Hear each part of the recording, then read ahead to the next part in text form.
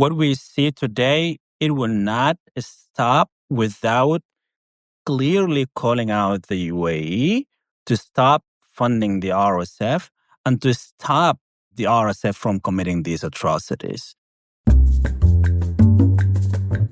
Welcome to Global Dispatches, a podcast for the foreign policy and global development communities and anyone who wants a deeper understanding of what is driving events in the world today. I'm your host, Mark Leon Goldberg. I am a veteran international affairs journalist and the editor of UN Dispatch. Enjoy the show.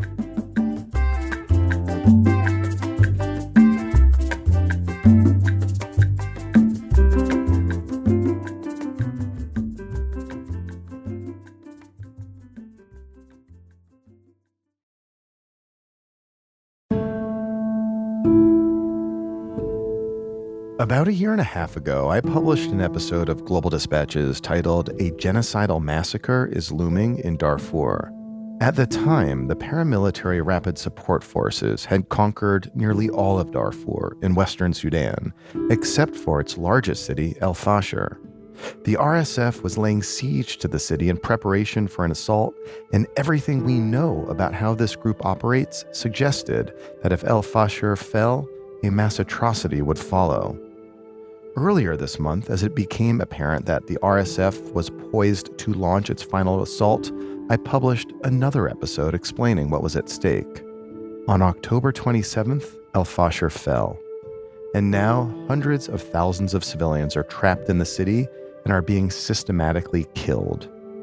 We know about the atrocities as they unfold because the perpetrators themselves are documenting them, posting snuff videos on social media in which they execute unarmed civilians and brag about their body counts. These are not hidden crimes. They're being carried out in plain sight by men who revel in their violence. What is happening in Fasher today was both predicted and predictable. The RSF are the rebranded Janjaweed, the same militia that carried out the first Darfur genocide 20 years ago.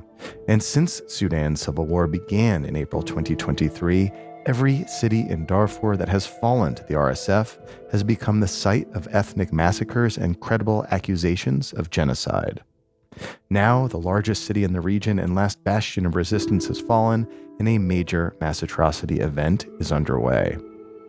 My guest today, Mu'tasim Ali, is the same person I interviewed for that episode a year and a half ago. He is from Fasher and serves as a legal advisor to the Raoul Wallenberg Center for Human Rights. We kick off discussing the significance of Fasher in the context of Sudan's civil war and discuss RSF's history of violence before having a long conversation about the events ongoing in Fasher today and what needs to be done to stop this violence. This is a pretty heavy conversation, but well worthy of your time. And look, ever since that first conversation I had with Mu'tasim a year and a half ago, when it became apparent what might befall Fasher, I've done 6 other episodes on the crisis unfolding throughout Sudan, including that episode I published just a couple of weeks ago as it became apparent that this attack was ready to happen. I'll continue drawing attention to this crisis, even as most other media tend to overlook a situation like this. And we recorded our conversation live via Substack. Go to globaldispatches.org if you'd like to be alerted when one of these live tapings happen. And there you can support this work, which I think is frankly very important and not enough people do it. So please do consider getting a paid subscription to Global Dispatches to help me keep bringing you this kind of coverage. Now here is my conversation with Mu'tasim Ali, legal advisor to the Raoul Wallenberg Center for Human Rights.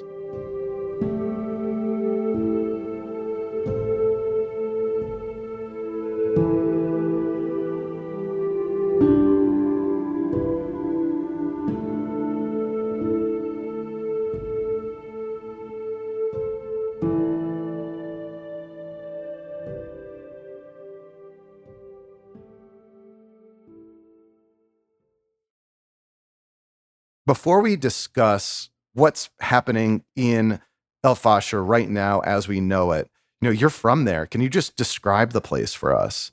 First, I think what we are seeing now is a continuation of mass atrocities that started 2 decades ago.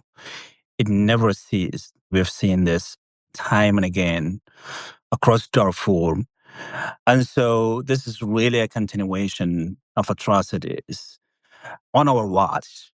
So everybody knew it. The international community knew about this. So nobody can say we didn't know. In terms of Fasher, Fasher is the capital of North Darfur, one of the largest states in Darfur. It is also known as the historical capital, political capital of Darfur region. Is one of the largest regions in Sudan. And Al-Fasher is in the middle of a desert. And from the northern end of Al-Fasher, North Darfur is Libya and Egypt. From the west is Chad. And from the south, basically, you have South Darfur State, and then you have Central African Republic and the Republic of South Sudan.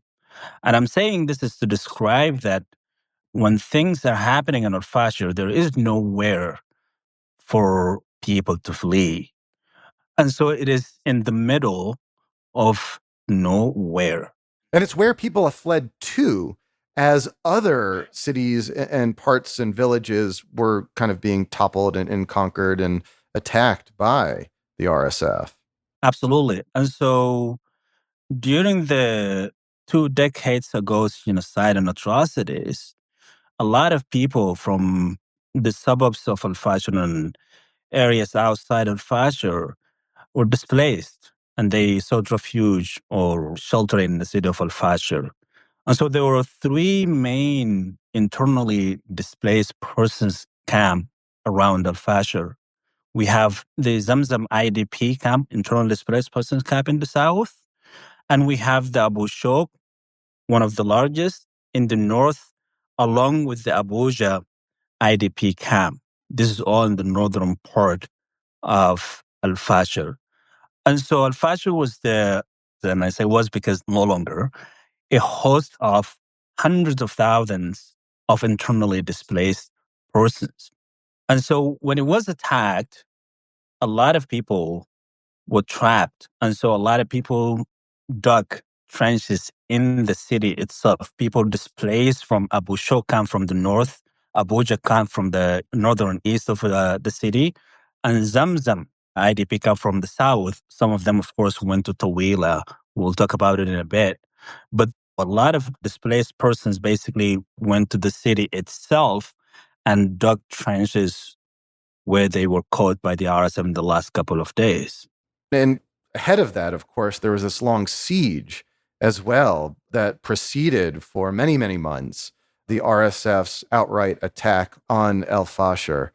So we knew that should there be an attack on El Fasher, it would likely be accompanied by mass atrocities.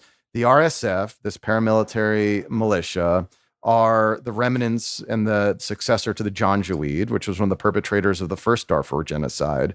We've seen what happens in other cities that have been toppled and captured by the RSF. And now, over the last few days, we are just seeing some horrific stories. And, the outcome that so many people have wanted to avoid is now unfolding in a really violent and dramatic way in El Fasher. What are you seeing? What are you hearing? Can you describe the scenes that are coming out of El Fasher right now? Unfortunately, we cannot hear anything. That everything we know about El Fasher today is what comes out from the perpetrators themselves. And so we lost contact with everybody in the city, not a single person that we can connect with at the moment. And so you'll see videos of RSF fighters basically saying, I know I killed at this point 1,000 people and I lost count. And tomorrow we'll see how many will I kill. And this is to say that they commit these atrocities and they glorify them, not only for themselves, but for the world to see. And this is because of the culture of impunity that they enjoy for years. We've seen that in El Geneina. That's another city. That's a city in West Darfur that earlier in the civil war was captured and conquered by the RSF, and following which mass atrocities occurred that were well documented by international media and local human rights groups as well. But you're saying that what we know coming out of El Fasher right now, the atrocities that we know about them because the perpetrators are posting braggadocious videos demonstrating their brutality, demonstrating their mass atrocities, that they're just systematically killing people. You know, you referenced this one video that was kind of rather famous of a local commander bragging that he killed 1,000 people today. Maybe he'll get 1,000 more people tomorrow. And this is what they're posting to social media themselves. And they do this proudly and celebrate it with their members.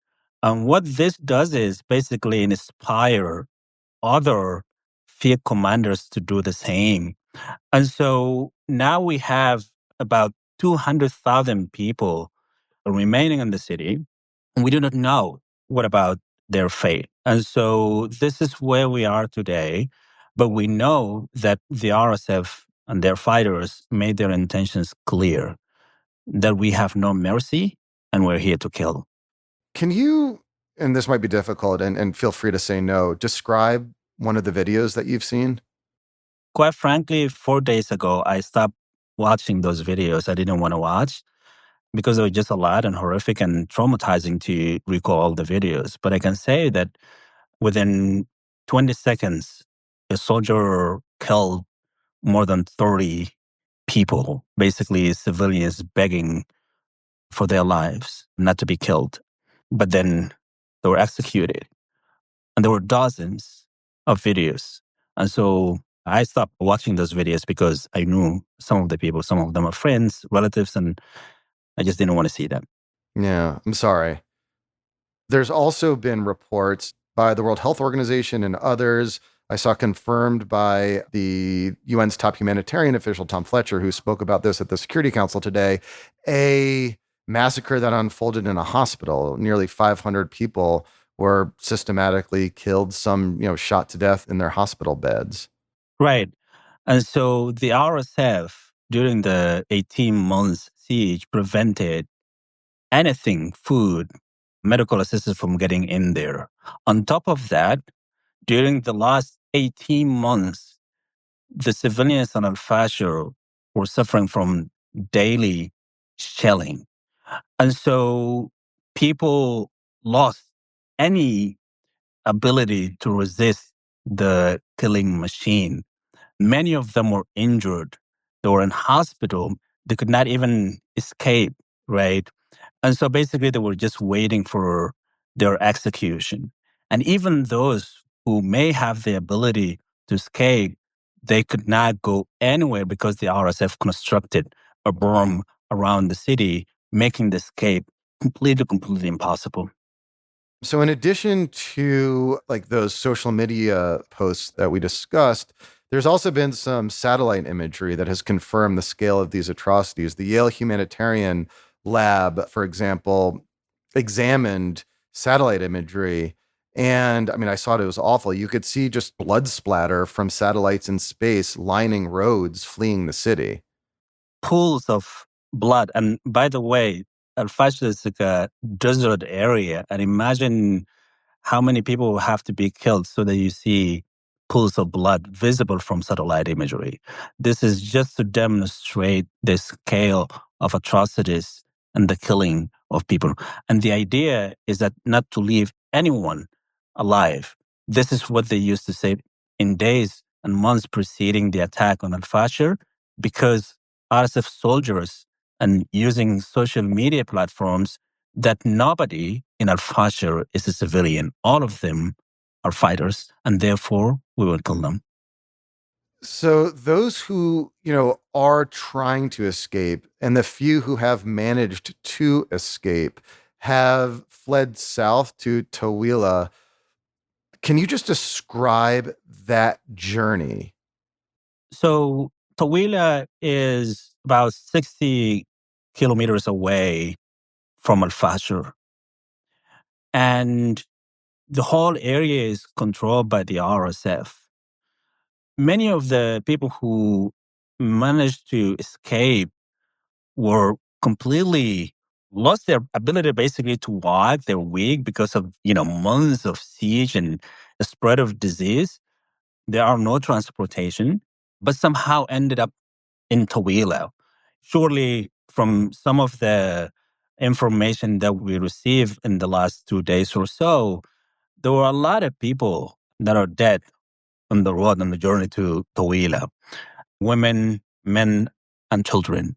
And of course, the RSF are always looking for men, taking them hostage, seeking a lot of money to be rescued, and so on. And so I know numerous cases of individuals from the Abu Shok camp now are held hostage by the RSF, and now the community in diaspora basically will have to collect so that they can be rescued.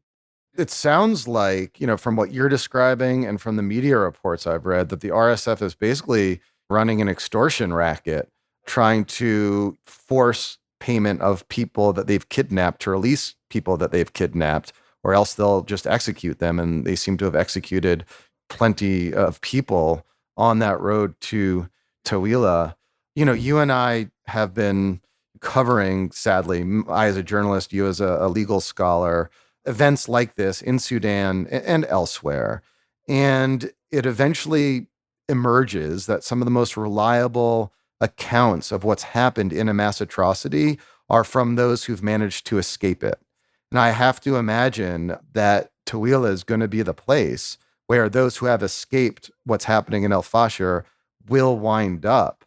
Are there any opportunities, though, for either NGOs or journalists or others to document what's happened based on the accounts of survivors in Tawila? Yes, there are individuals and local organizations that document the atrocities and hear the stories of people who survived the massacres in Zamzam and now Al Fasher. The problem is, even Tawila is not safe. It is not far from Al Fasher. It's about 60 kilometers, right?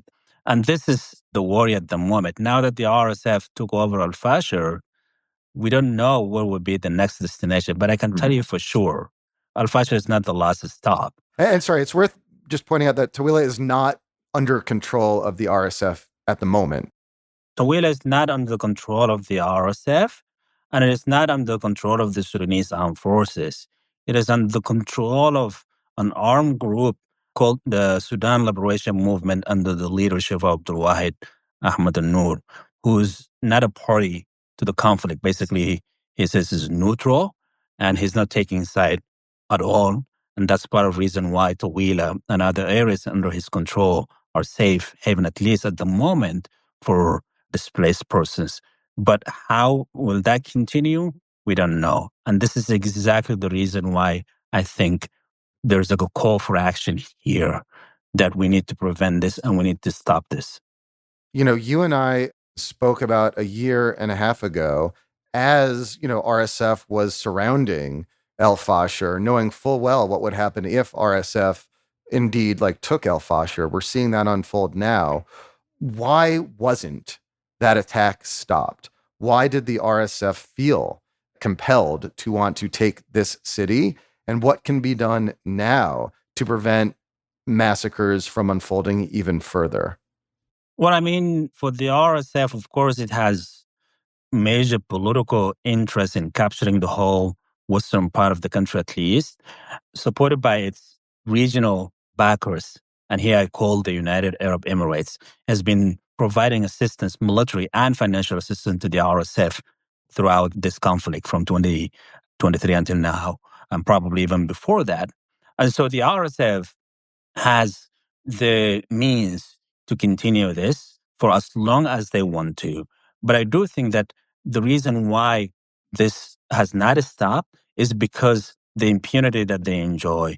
At best, there will be a vague statement condemning the RSF or even saying the warring parties without even naming the perpetrators. And so that's sort of as an incentive for the perpetrators to commit atrocities with impunity. In addition to that, they make profit of this because there's a whole trade in gold and other minerals in the region. And so I think that's exactly the reason why the RSF is not stopping this without having real action by the international community to stop its backers. So I want to just drill down a little bit more here. As has been the case, as you noted, since the outset of this conflict, the United Arab Emirates has provided material and diplomatic and financial support to the RSF, even as the RSF has carried out mass atrocities throughout Darfur.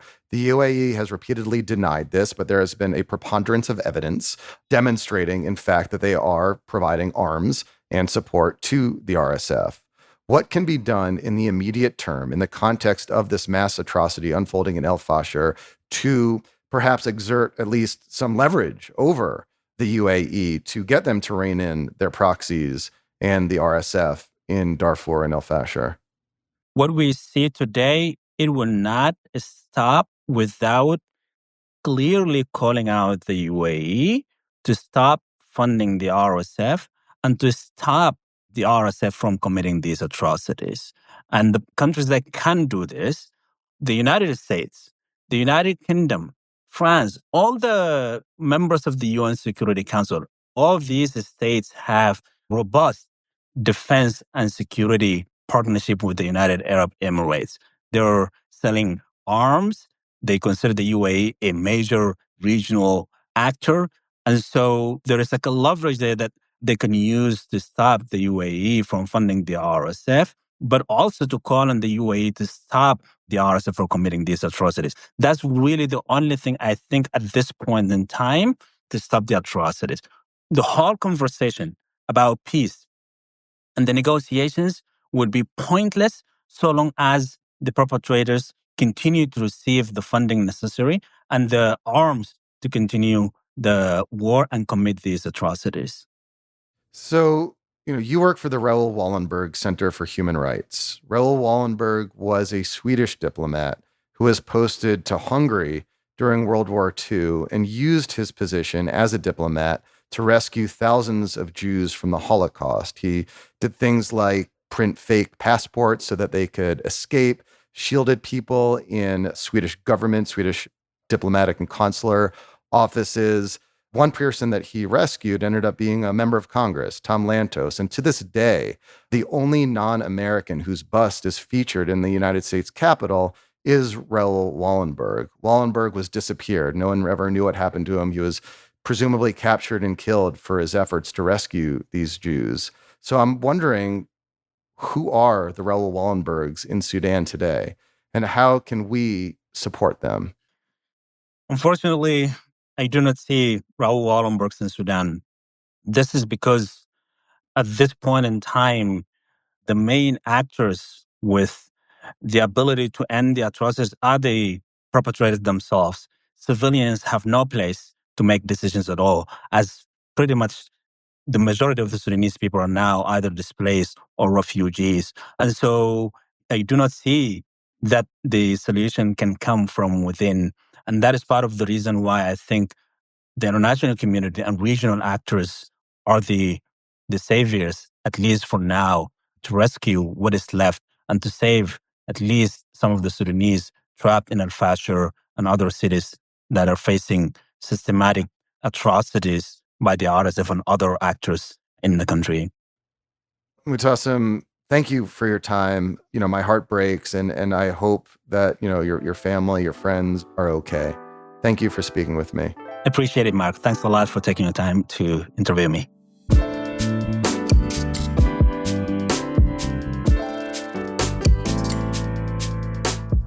Thanks for listening to Global Dispatches. The show is produced by me, Mark Leon Goldberg.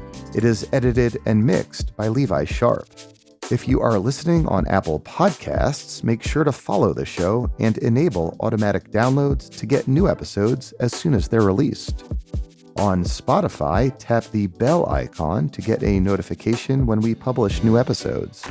And of course, please visit globaldispatches.org to get on our free mailing list, get in touch with me, and access our full archive. Thank you.